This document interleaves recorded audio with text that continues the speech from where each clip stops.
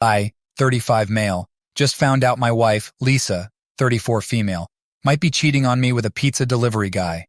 Yeah, you heard that right. A pizza delivery guy. We've been married for 10 years and have 3 kids. Sarah, 8, Max, 6, and little Ellie, 4. For the longest time, I had no clue. Lisa always seemed like the perfect wife and mother. She stayed home with the kids, did all the housework, and even helped with homework. I thought I had it made. I work as an IT specialist, so I'm out of the house a lot. Long hours, sometimes weekends, but I always tried to make time for my family. One day, I decided to surprise Lisa with a lunch date. I took a half day off work and headed home. As I pulled up, I noticed an unfamiliar car in the driveway. My heart started racing, but I brushed it off. Maybe it was a friend or a delivery. I walked into the house quietly, planning to sneak up on her.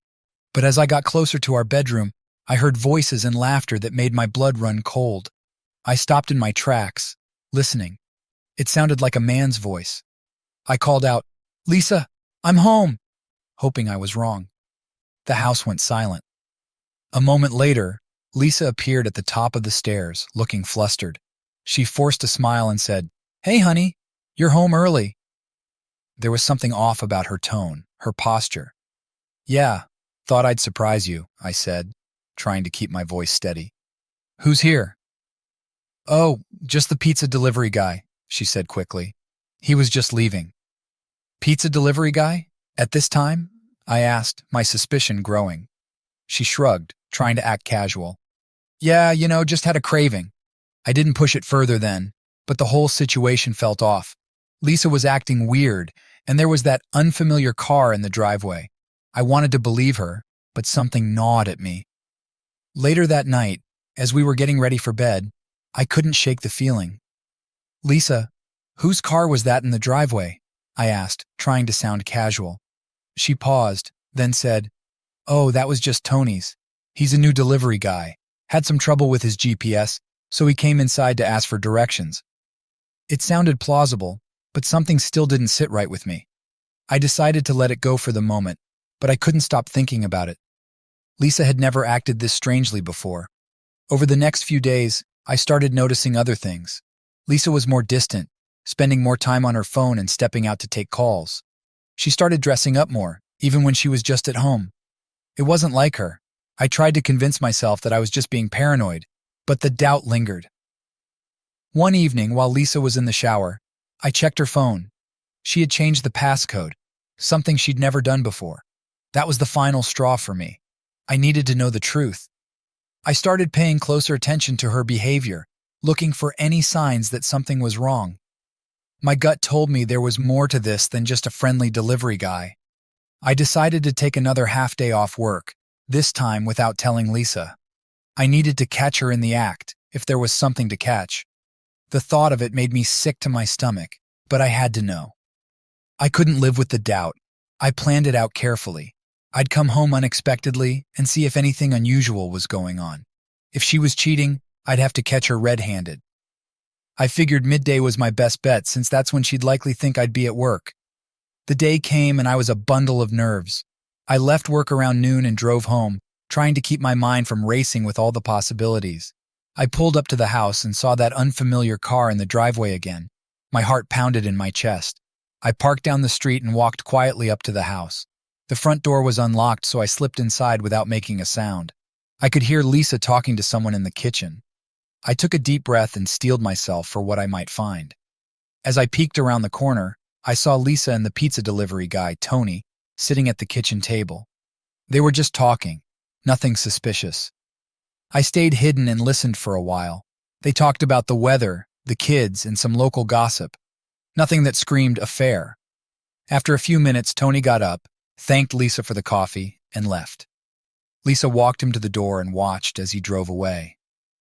I stayed hidden until I was sure he was gone. Then I walked into the kitchen, trying to act casual. "Hey, Lisa," I said, making her jump. "Who was that?" She looked startled but quickly recovered. "Oh, hey, that was Tony again. He got lost on his route and needed directions. Poor guy is new to the area." I forced a smile and nodded, pretending to believe her. "Got it. Just thought I'd come home for lunch. Surprise!" Lisa smiled and gave me a quick kiss. That's sweet. I'll make us something to eat. I watched her carefully as she made sandwiches, looking for any signs of guilt or nervousness. But she seemed perfectly normal, chatting about the kids and our plans for the weekend. Over the next few days, I kept an eye on Lisa, but everything seemed normal. She was affectionate, attentive to the kids, and there were no more mysterious visits from Tony. I started to feel like maybe I was overreacting. Maybe my paranoia was getting the better of me. One evening, I sat down with Lisa after the kids were in bed. I took her hand and said, "I'm sorry if I've been acting weird lately. I've been stressed with work and everything." She squeezed my hand and smiled. "It's okay, honey. We all get stressed sometimes. Just remember I'm here for you, okay?" Her words were reassuring, and I started to think maybe I was imagining things. I had no real evidence of anything going on, just a gut feeling and some circumstantial oddities. I decided to let it go, for the sake of my sanity and our family. For the next couple of weeks, things were good. I focused on work, spent quality time with the kids, and tried to push my suspicions to the back of my mind. Lisa seemed happier too, and our relationship felt like it was back on track. But that nagging doubt never completely went away. It lingered in the back of my mind, a small voice whispering that something still wasn't right. I tried to ignore it, telling myself I was being paranoid. Little did I know, this was just the calm before the storm. So after my failed attempt to catch Lisa doing anything suspicious, life went back to normal. I convinced myself that I was just being paranoid and that there was nothing going on. Lisa and I settled back into our routine, and for a while things were really good. We spent a lot of time with the kids, taking them to the park, having family movie nights, and just enjoying being together. Lisa seemed happy and relaxed, and I felt like maybe we were stronger than ever. My suspicions about Tony, the pizza delivery guy, started to fade away. Weeks turned into months, and everything seemed perfect. Lisa and I were back to our usual selves, laughing and joking around. Our sex life was great, and she was always so attentive and loving. I really thought I had just been imagining things. One day I decided to take another half-day off work to surprise Lisa. It was a beautiful Friday afternoon, and I figured we could have a nice lunch together and maybe spend some time with the kids. I didn't tell her I was coming home early. I wanted it to be a surprise. I pulled up to the house and noticed that the unfamiliar car was in the driveway again. My heart started to race, but I quickly brushed it off. Maybe Tony was lost again, or had become a family friend who visited occasionally. I tried to keep my cool as I walked up to the house. As soon as I stepped inside, I knew something was wrong. The house was too quiet, and I could hear faint noises coming from upstairs. I crept up the stairs, my heart pounding in my chest. The sounds grew louder, unmistakable sounds of people having sex. I reached our bedroom door, which was slightly ajar, and pushed it open. There they were, Lisa and Tony, naked and tangled in the sheets, going at it like there was no tomorrow. Lisa screamed when she saw me, and Tony scrambled to cover himself. I felt like the ground had fallen out from under me. My worst fears were confirmed, and it hit me like a freight train. "What the fuck is going on?" I yelled, my voice shaking with rage and disbelief. Lisa tried to pull the sheets around herself, stammering, I can explain."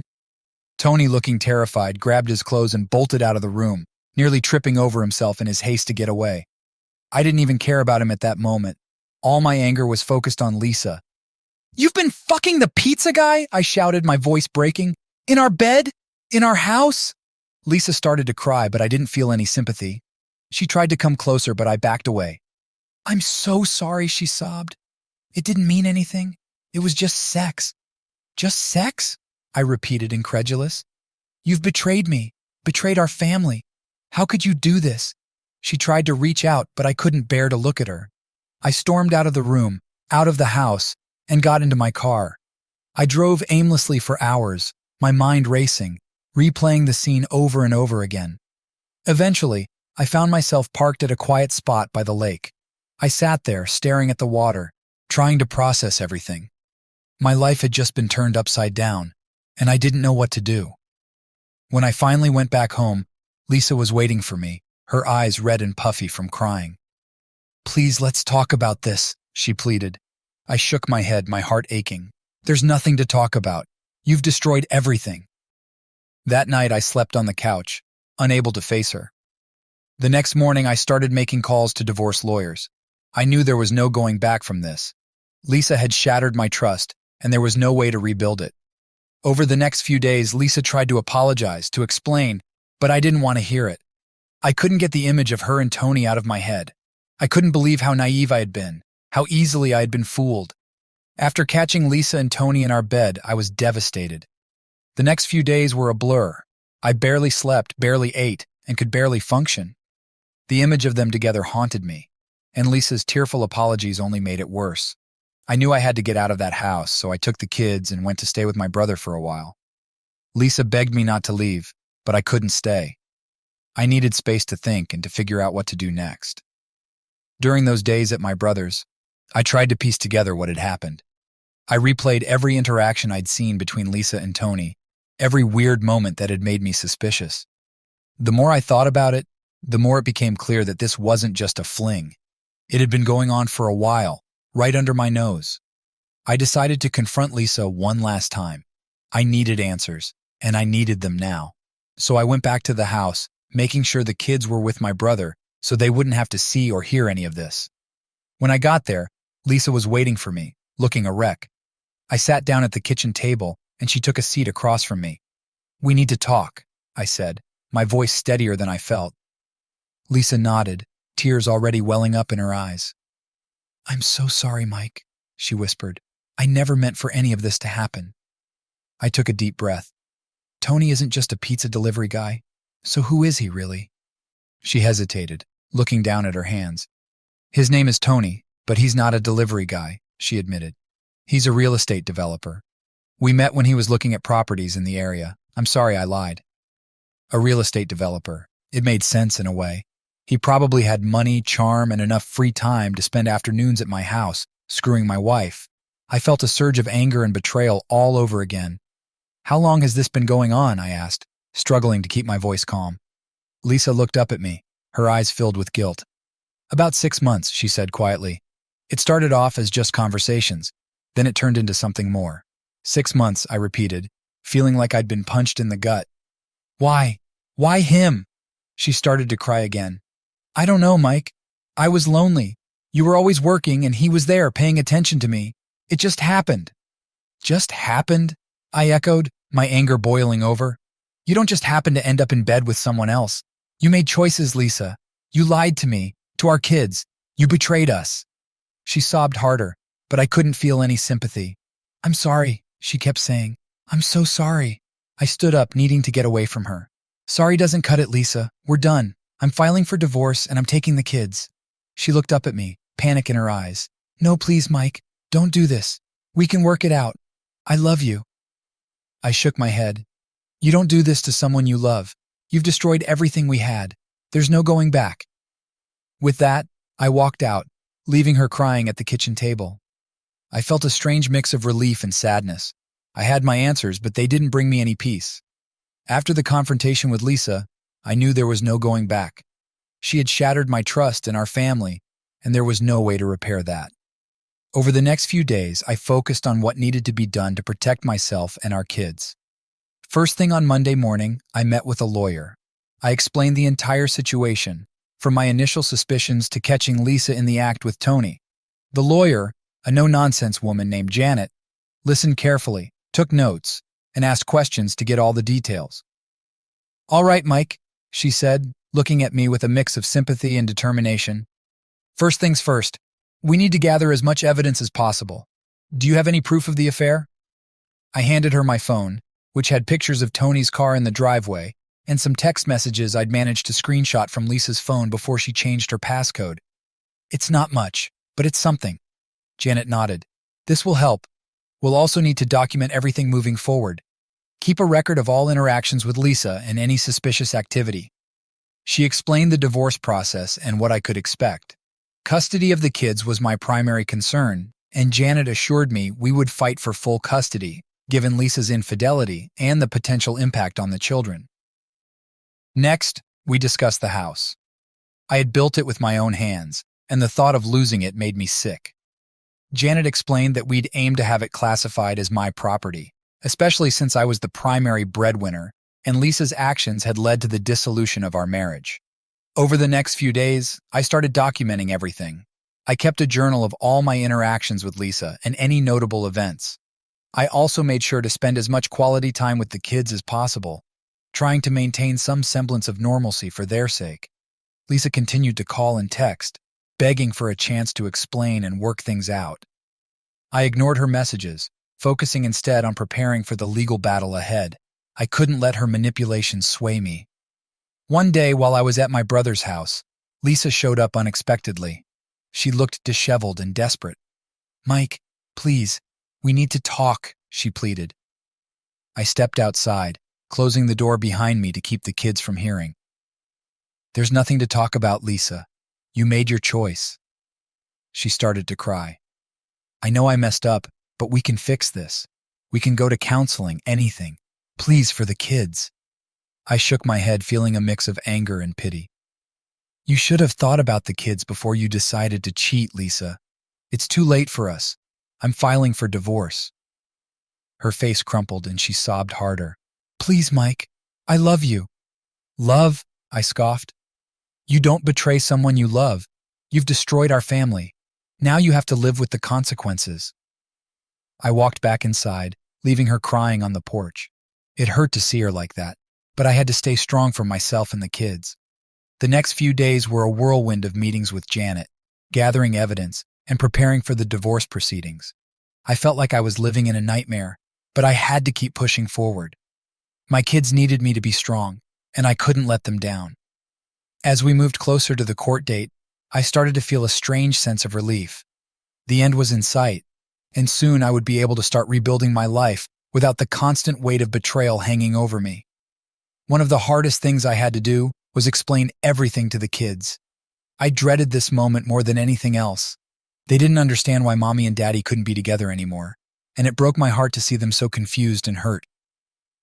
I sat them down one evening after dinner. Sarah, Max, and little Ellie looked at me with wide, innocent eyes, completely unaware of the storm that was about to hit their young lives. Lisa had agreed to let me talk to them alone, understanding that the trust between us was shattered beyond repair. "Hey guys," I began, trying to keep my voice steady. "There's something important we need to talk about." Sarah, the eldest, looked worried. "What is it, Daddy?" I took a deep breath, gathering my thoughts. "Mommy and Daddy have been having some problems, and we've decided that we can't stay together anymore." Max frowned, his little face scrunching up in confusion. "But why, Daddy? Don't you love Mommy anymore?" I swallowed hard, fighting back tears. "It's not that simple, buddy. Sometimes grown-ups have problems that they can't fix, no matter how much they want to." Ellie, too young to fully understand, looked from me to her siblings, sensing their distress. She hugged her stuffed bunny tightly, her big eyes filling with tears. "Is Mommy going away?" "No, sweetheart," I said, my heart breaking. "Mommy will still be around, and so will I. We're just going to live in different houses from now on." Sarah's eyes filled with tears. "But why, Daddy? I don't understand." I wanted to protect them from the ugly truth, but I also needed to be honest. Sometimes people make mistakes, and those mistakes hurt others. Mommy made a mistake that hurt me very much, and now we need to live apart to be happier. Max sniffled, wiping his nose on his sleeve. "But we can still see you both, right?" "Of course," I assured them. "We both love you very much, and nothing will ever change that. You'll still see both of us, just not together." Sarah, always the perceptive one, looked at me with tearful eyes. "Is this because of that man who was at our house?" I was taken aback by her insight but nodded slowly. "Yes, Sarah, Mommy made a mistake with that man, and it's caused a lot of pain. But we'll get through this together, okay?" The kids cried, and I held them close, trying to offer as much comfort as I could. It felt like an eternity before they calmed down, their little hearts heavy with the weight of the news. I wished I could take away their pain, but all I could do was be there for them and reassure them that they were loved. Lisa came in after a while, her eyes red from crying. She sat down with us, and together we tried to explain that, although things would be different, our love for them would never change. It was a difficult and emotional conversation, but it was necessary. Over the next few days, we worked on creating a new routine for the kids. We talked about how things would change, making sure they knew they could come to us with any questions or fears. I tried to be as present as possible, spending time with them, and doing our usual activities to maintain some sense of normalcy. The kids were resilient, but I could see the confusion and hurt in their eyes. It broke my heart every time they asked why things had to change, but I knew we had to push through this painful time to reach a better place. As for me, I continued to meet with Janet and prepare for the divorce proceedings. I focused on being strong for my kids, knowing they needed me now more than ever. Every day was a struggle, but I kept moving forward, step by step. Once the kids knew about the divorce, life became a whirlwind of legal proceedings and emotional turmoil. Janet, my lawyer, was a godsend, guiding me through the maze of paperwork and court dates. I wanted to ensure that my kids would be okay and that Lisa wouldn't be able to use them as pawns. The first step was filing for divorce and requesting full custody of the kids. Given Lisa's affair and the instability it introduced into their lives, Janet believed we had a strong case. We gathered all the evidence of the affair, including text messages, photos, and testimonies from neighbors who had seen Tony's car at odd hours. I dreaded the court appearances, but I knew they were necessary. Our first hearing was a preliminary session to establish temporary custody and living arrangements. I remember sitting in the courtroom, feeling like my entire life was being dissected by strangers. Lisa sat across from me, looking equally miserable but defiant. The judge was a stern-looking woman who didn't seem to have much patience for nonsense. She listened as Janet presented our case, detailing Lisa's affair and its impact on the children. Lisa's lawyer tried to downplay it, arguing that the affair didn't make her a bad mother and that the kids should stay with her in the family home. When it was Lisa's turn to speak, she broke down in tears, pleading with the judge to let her keep the kids. She admitted to the affair but insisted that it was a mistake and that she was still a good mother. It was hard to watch, knowing how much pain she had caused, but also seeing how much she genuinely loved our children. The judge decided that, for the time being, the kids would stay with me, and Lisa would have visitation rights. She also ordered both of us to attend parenting classes and therapy sessions to help us navigate this difficult transition. It wasn't a final decision, but it was a step in the right direction. With temporary custody settled, the focus shifted to the division of assets. This part was equally grueling. Lisa's lawyer pushed for her to keep the house. Janet countered that I had built the house and that my financial contributions far outweighed Lisa's. After several contentious sessions, we finally reached a compromise. The house would be sold, and the proceeds would be split evenly. I hated the thought of losing the home I had built with my own hands, but I knew it was the best option. Lisa would get a portion of my retirement fund and spousal support for a limited time, while I would keep my savings and investments. Throughout this process, I kept my focus on the kids. They were my anchor, the reason I kept pushing forward. We set up a new routine at my brother's place, and I did my best to provide stability and comfort. We had family dinners, helped with homework, and I made sure to spend quality time with each of them. Lisa used her visitation rights to the fullest. She was always emotional when she saw the kids, apologizing to them and trying to explain that she still loved them, even though things were different now. It was hard to watch, but I knew it was important for the kids to maintain a relationship with their mother. We needed to put our anger aside and focus on what was best for our kids. As difficult as it was, I agreed to work with Lisa to create a co-parenting plan that prioritized the children's well-being. As the legal battles continued, we gradually moved towards a final settlement. It was a long and painful process, but with Janet's help and the support of my family, I began to see a light at the end of the tunnel. It was a relief to see the end in sight, but also daunting to think about what the future would hold for me and the kids. I felt a sense of closure, but also a deep sadness for the life that had been shattered. Lisa and I were officially no longer husband and wife, and our family would never be the same. I moved into a new apartment, a modest but comfortable place that I hoped would become a safe and loving home for the kids. We spent the first few weeks settling in, unpacking boxes, and making the space our own. The kids were resilient, but I could see the toll the upheaval had taken on them. I tried to be patient and understanding, giving them as much love and support as I could. We agreed on a schedule that allowed Lisa to spend time with the kids every other weekend and one evening a week. One Saturday, while the kids were with Lisa, I decided to take a walk around the neighborhood. I needed some time to clear my head and reflect on everything that had happened. As I walked, I thought about how much my life had changed in such a short time. I felt a mix of emotions: anger, sadness, relief, and even a glimmer of hope. The pain of betrayal was still raw, but I was starting to see that there was a future beyond the hurt. I had my kids, my job, and the support of my family and friends. I could rebuild my life, one step at a time. Returning home, I found a message from Lisa on my phone. She wanted to talk, to try and make amends. I hesitated, but eventually agreed to meet her at a nearby coffee shop. I knew it was important to maintain a civil relationship for the sake of the kids. When we met, Lisa looked tired and worn, a far cry from the confident woman I once knew. "Mike, I know I've hurt you in ways I can never make up for," she began, her voice trembling. "I don't expect forgiveness, but I want to apologize for everything, for the lies, the betrayal, and the pain I've caused you and the kids." I listened, trying to keep my emotions in check. "Lisa, it's going to take a long time for me to process everything. I appreciate your apology, but it doesn't change what happened. We need to focus on the kids and what's best for them." She nodded, tears in her eyes. "I know. I just want you to know that I'm committed to being a good mother and co-parent. I'll do whatever it takes to make this work for the kids." We talked for a while longer, discussing the co-parenting plan and how we could communicate better for the sake of the kids. It wasn't easy, but it was a step in the right direction. Over the next few months, we settled into our new routine. The kids adjusted to the changes, and I focused on creating a stable and loving environment for them. I started seeing a therapist to help process my emotions and heal from the trauma of the betrayal. It was hard work, but I could feel myself slowly starting to move forward. One day, while we were having dinner, Sarah looked up at me and said, "Daddy, are we going to be okay?" I smiled at her, feeling a surge of love and determination.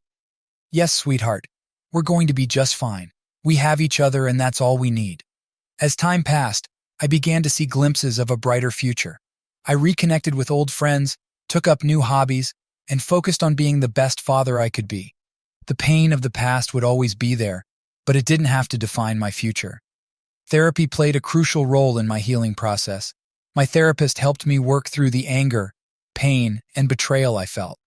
We talked about everything, from the moment I first suspected Lisa's affair to the day our divorce was finalized. It was tough, but gradually I began to let go of the anger and find a way to move forward. One of the biggest steps I took was reconnecting with old friends. I had isolated myself during the marriage, focusing solely on work and family. Reaching out to friends I hadn't seen in years was both scary and rewarding. They welcomed me back with open arms, offering support and a sense of belonging I hadn't felt in a long time. I also decided to take up new hobbies. I joined a local gym and started working out regularly. Not only did it help me stay fit, but it also provided a much-needed outlet for my stress and frustration. I started running in the mornings, enjoying the solitude and the time to clear my head. The kids and I began exploring new activities together. We went hiking on weekends, had game nights, and tried new recipes in the kitchen. These moments became the highlights of my week, reminding me of what truly mattered: being there for my children and creating happy memories together. Lisa and I maintained a civil co-parenting relationship. It wasn't always easy, but we both put the kids' needs first. We communicated about their schedules, school events, and any issues that arose. While the pain of her betrayal still lingered, I found it in me to be cordial for the sake of our children. One evening, while the kids were at Lisa's, I found myself sitting on the couch, reflecting on the past year. It had been one of the most challenging times of my life, but I realized how far I had come. The despair and anger had given way to a sense of peace and acceptance. I was no longer defined by what had happened to me, but by how I had chosen to respond. As I sipped my coffee, I received a message from an old college friend, Kate. We had reconnected a few months earlier at a mutual friend's party. She had gone through her own tough divorce and understood the challenges I was facing. We had bonded over our shared experiences and had been chatting regularly since then. Kate's message was simple: "Hey, are you free this weekend? Want to catch up over dinner?" I hesitated for a moment. The idea of dating again was daunting, but I felt a connection with Kate that I hadn't felt in a long time. Maybe it was time to take a step forward and see where things could go. "Sure," I replied. "Dinner sounds great." Our dinner date was the first of many. We talked for hours, sharing stories about our lives, our kids, and our hopes for the future. Kate was kind, funny, and understanding. She knew the pain of betrayal and the struggle of rebuilding a life. There was no pressure, no expectations. Just two people enjoying each other's company and finding solace in shared experiences. As the months went by, our relationship grew stronger. Kate and I took things slow, always keeping our children's well-being in mind. We introduced our kids to each other gradually, allowing them to form their own bonds. To my relief, they got along well, and soon our blended families began to feel like one. There were challenges, of course. Navigating a new relationship while dealing with the complexities of co-parenting was not easy, but with patience, communication, and mutual respect, we made it work. 1 year after my divorce was finalized, I found myself in a much better place. I had rebuilt my life, found happiness again, and created a loving home for my kids. I had learned to trust and love again, thanks to Kate's unwavering support and understanding. On the anniversary of our divorce, Lisa and I met for coffee to discuss the kids and how they were adjusting. It was a cordial meeting, filled with polite conversation. As we talked, I realized that I no longer felt the anger and resentment that had once consumed me.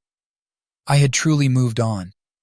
"Mike," Lisa said, looking at me with a mixture of regret and gratitude, "I know I can never make up for what I did, but I want you to know that I'm glad you found happiness again. You deserve it." I nodded, offering her a small smile. "Thanks, Lisa. We both made mistakes, but we're doing the best we can for the kids. That's all that matters now."